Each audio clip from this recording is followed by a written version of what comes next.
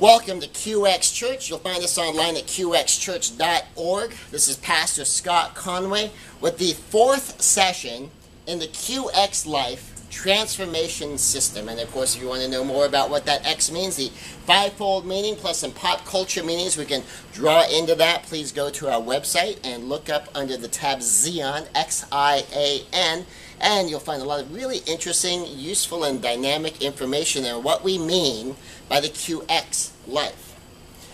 So in the transformation system, we've been talking about what do I choose. This is part 2 of 3. In part 3 of what do I choose, we will also begin part 1 of what is my plan. Your 3 key questions that you're going to be asking yourself is, what do I choose? What is my plan? And how is that working out for me? Those are 3 questions we use to diagnose a lot of things at the QX Church. So whenever anyone does something wrong, your question, of course, is, well, what do you choose? Do you choose to continue in this activity? If you do, well, obviously you have a plan that's working for you because you're doing it now. If not, what is your plan? Do you have a choice that's different than what you have now? If so, what is your plan to actually carry out your new choice? Or what is your plan to stick to an old choice that maybe your behavior has indicated you are unable to sustain with whatever your plan has been? One of the basic rules of planning is your plan should not be the same thing that's already not working. Hopefully that's pretty obvious to people. And that when you come around to how is that working out for you, that's what you're looking at. Is my plan working out for me? Is my choice working out for me? Am I getting the outcome I intended to get? So far in the lessons, we've talked about the idea of start here. A dream, a compass-heading dream. Of having to-do lists, of course, which we all already know that we need to do. Have things to do, but also to stop lists. Things we need to stop doing. Ways to make room for our new activity. Ways to make room for this new goal that we're pursuing. So today in part 2 of What Do I Choose, we of course have our core question we're answering. What do I choose? What is my goal going to be? Now one of the things we have to share today is the idea of goal targets. What are you making your goal to address? We have 3 basic categories I want to mention here. Strengths, weaknesses, and vulnerabilities. Now, strengths are those things you're already good at. A strength goal is to pursue a higher level of something you're already good at. You may already have some expertise, but you want to master something. You may already have some level of mastery, but what you want is greater insight.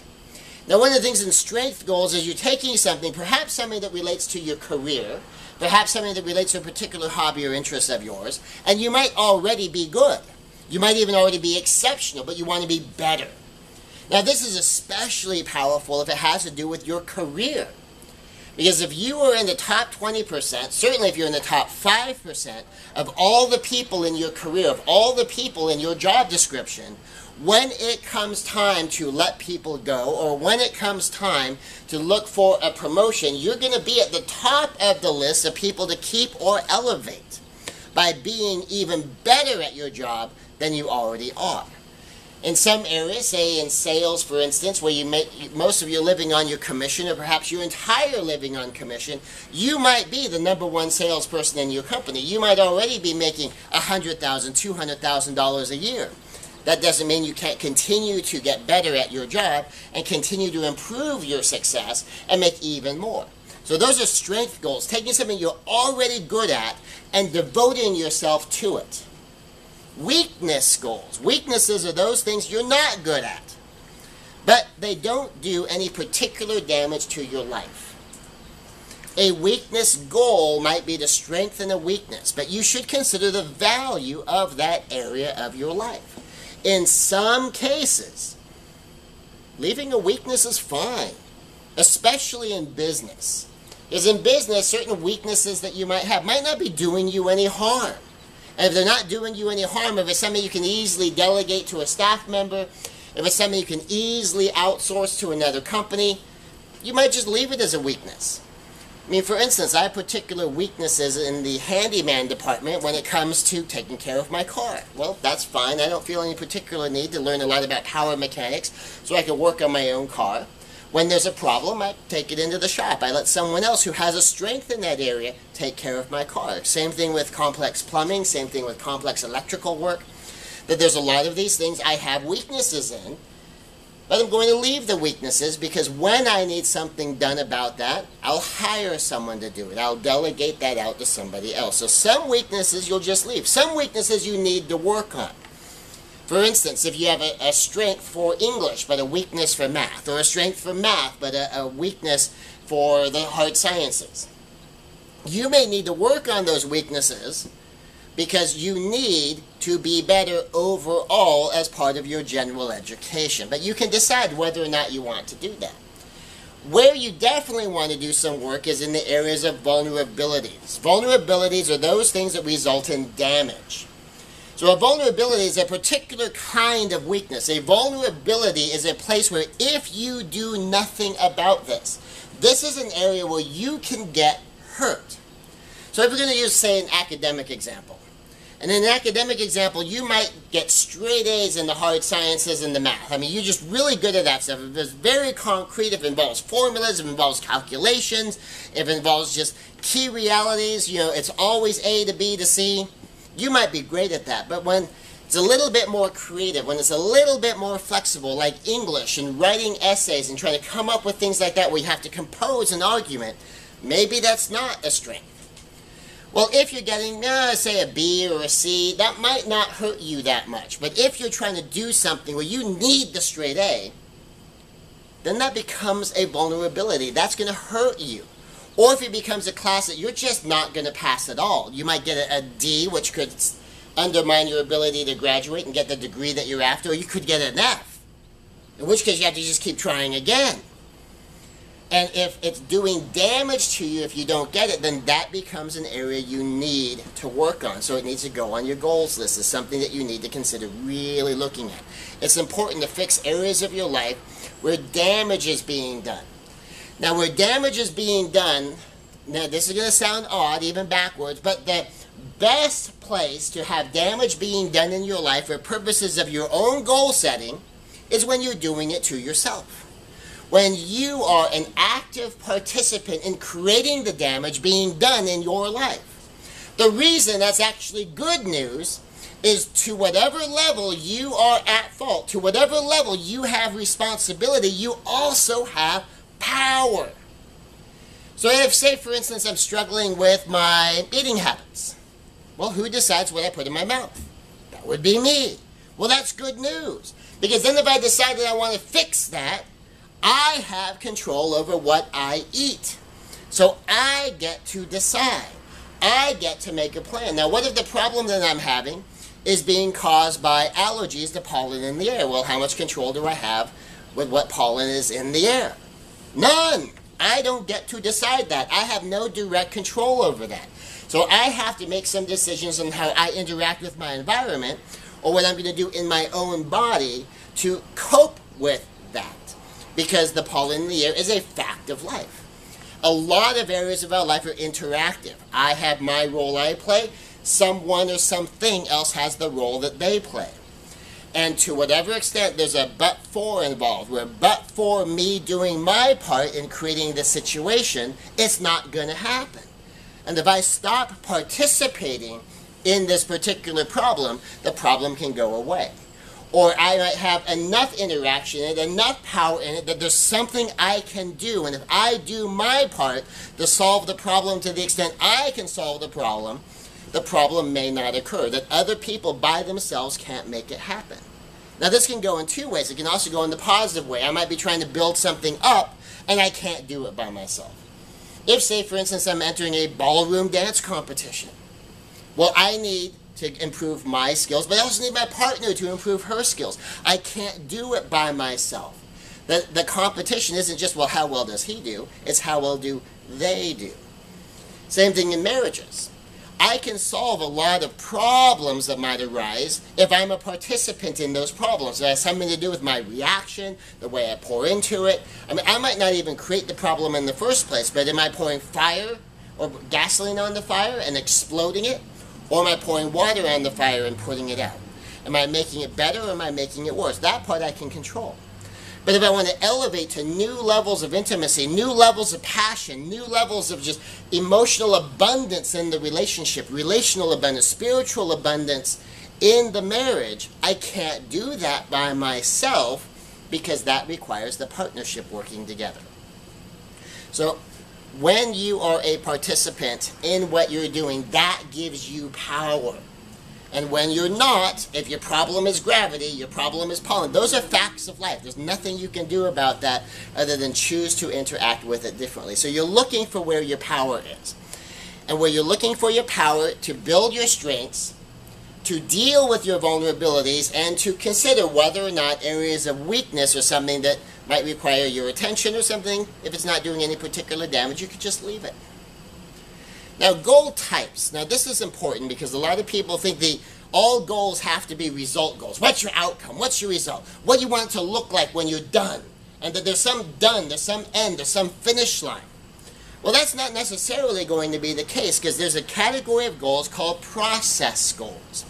Process goals are goals to engage in certain actions, and whatever result that process produces is okay with you. For instance, when someone decides in a church, since we are in a church situation here, that, well, I need to walk closer with God. I need to spend time with God every day. I need to get into the Word, and I need to read my Bible. I need to pray every day. I need to connect with God every day. Okay, well, what's done? How do you know you're done? How do you know you are connected? I've finished this goal. I'm done. Well, there really isn't. If you want to live your life this way, there's a constant, never-ending level of activity in which you'll engage. If you decide you want to have a healthy lifestyle, well, when are you done? It's like, oh, I've eaten enough good food, I've done enough exercise, I'm done. I'm now healthy forever. Well, that doesn't happen either. That requires an ongoing process, making the lifestyle changes that then become ongoing habits. So those are process goals. Now, you can also have process goals that could be connected to what would normally be outcome goals. A process goal, for instance, might include something like, I'm going to eat this healthy, I'm going to exercise this much, because that's what I can fit into my life. My budget can afford this kind of food, this kind of supplementation. My schedule and my available resources will allow this kind of exercise, this much exercise, and that's all I can do. And that's what I'm going to do. And whatever body I get from doing that, whatever increase in health I get from doing that, is fine with me. Now, on the other hand, you have, of course, result goals. Result goals is when you know exactly what you want to accomplish, and there is an end. So instead of saying, well, I want to have a daily habit of being with God, I want to make that a part of my normal day-to-day life, that you have a specific goal that says, I want to read the entire Bible cover to cover. And you open up your Bible, you start in Genesis chapter 1, and how do you know you're done? When you finish Revelation chapter 22, then you're done. And in that particular case, if you decide one of your goals is to have read the entire Bible cover to cover, there is a done. And you might do that on a day-to-day basis. You might set a time-bound goal that says, I want to read the entire Bible cover to cover in 1 year. Well, in which case there's plenty of schedules to do that. And you can decide that that's what you're going to do. And set that as a goal. These are result goals. And then, of course, result goals and process goals can be interactive, back with the whole body and the diet. You might decide that, I want to drop 2 dress sizes, or I want to change my measurements this much, or I want to increase my bench press by that much, or I want to be able to get through all of my physique goals so that I can look exactly this way as best as I can by bathing suit season. Whatever it is, a pure result goal says, and I will do whatever it takes. So you might find as you're going along that you're not eating healthy enough. You might find as you're going along that you need to discipline your eating. In fact, I'll tell you, for people who do physique transformation, the hardest part of it isn't the exercise. The hardest part of it is the eating. It's the getting some food, healthy food, going into your body in proper amounts and proper variety 5-6 times a day. That's the hard part. And then exercise, depending upon what sort of program you're doing. You might be exercising 6 or even 7 days a week. You might be doing something where you exercise 3 days a week.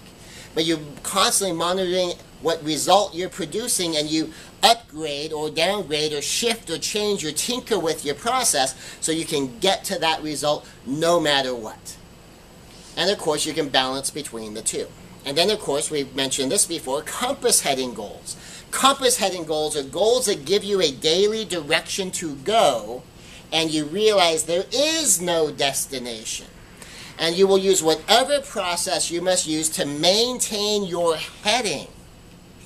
But there's no end. Martial arts mastery is one of those. When we're told in the Bible to be perfect, that's one of those. Every living human being is capable of waking up and looking in the direction of perfect and knowing they're not there yet. And so you can always be moving toward perfect. Perfect isn't a place you arrive at like, I'm done. I'm finally perfect. Well, now we're going to talk about pridefulness and arrogance. You can always be moving in the direction of perfect. You can always be moving in the direction of mastery. You can always be moving in the direction of abundance. I mean, I don't know anyone who's ever gotten to a place in their relationship and said, yep, this is it, we've arrived, this is the ultimate, there is no better that can ever be done. But there's always better that can be done, different that can be done. There's always more depth, more resonance, more breadth, more something you can do to experience greater spiritual abundance, greater relational abundance, and of course greater financial abundance. There's nobody who has all the money that they can possibly ever earn, that literally has all the money in the world. Now, one idea you have, and this doesn't necessarily apply to compass heading goals, but make goals SMART. S-M-A-R-T. SMART. S-M-A-R-T. S stands for specific. So make your goals specific. Know what you're talking about. Now, even with compass heading goals, have this concept in your mind where you know what you're talking about. That you can give some examples of what do you mean when you say mastery? What do you mean when you say perfect? What direction is that in from here, at least, even with compass heading goals? But if it's a process goal, exactly what do you mean? If part of your process goal is to get closer to God, what do you mean by that? And you might mean by that, well, every single day I need to spend time with God. Every single day I need to be in the Word of God. All right, that's specific. And then measurable. How are you going to measure it? So what is your simple measure? Well, say if you want to spend every day with God. Well, that's easy. Did you do it today? Yes or no? What if you just said, well, I need to work out 3 times a week? Well, then within every 7-day period, yes, did you exercise 3 times in the last 7 days? If it's a specific level of exercise, how are you going to measure your exercise? Does it have to be a particular program? My wife and I are doing a particular program of exercise right now. That's in addition to my normal routines. And so that's measurable. It's specific and it's measurable. The next one is attainable. Now, attainable obviously does not apply to compass heading goals in the sense of arriving or process goals in the sense of arriving. Attainable obviously applies to result goals, outcome goals. Can you get there? But even with process goals, is it attainable? Is it something that you could actually do? If you just said, well, one of my process goals, I need to spend time with God every day. I need to spend an hour in prayer every day. I need to spend an hour in the Word of God every day. I need to spend an extra hour just studying every day. And say, okay, well, do you have 3 hours a day? Well, no, but that's what I need to do. Well, then that's not attainable for you. Or if you have something that's going to cost money, so, well, that's, I'm going to school, but there's no money for school, and there's no time in your schedule for school. Then it's not attainable. So specific, measurable, and attainable. Next one is relevant. Relevant. Is it going to make any difference? Does it matter? Sometimes people will set goals, and it sounds good, but it's not going to make a difference.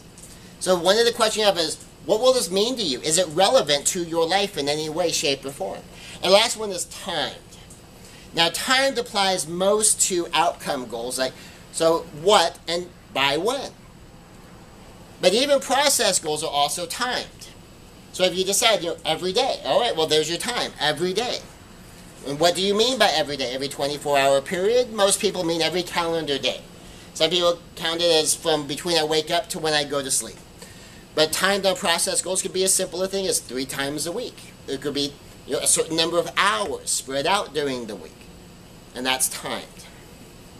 So specific, measurable, attainable, relevant, and timed. That's SMART. And some people will do it slightly different, but the basic idea is always pretty consistently the same. Now, here's an important thing if you're going to workshop seminars, including mine, including this one. Write this down. Short-term and short-term. Long-term and long-term. Short and short, long and long. Only make short-term promises on short-term insights. Make long-term promises only on long-term insights. Many people make from now on promises based on short-term realizations, and the vast majority of the from now on promises then fail.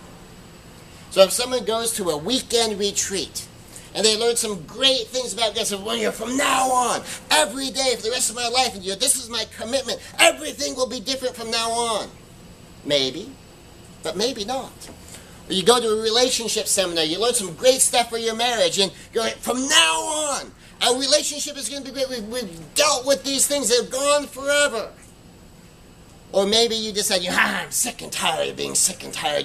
I'm going to be healthy and fit. From now on, I'm going to exercise every day. I'm going to be super healthy, and I'm only going to eat the best of foods. And you never make from now on promises on short-term or sudden realizations. You make short-term promises on short-term realizations. If it's something you're just learning, if it's something you're just reaching, you don't know for sure if you can sustain it from now on. Especially don't make from now on promises to your spouse, to your kids, to your partners.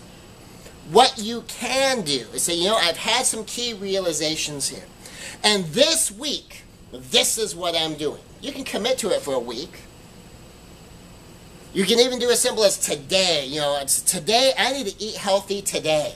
I need to go get some exercise today. And in the next 3 days, I need to put together a plan.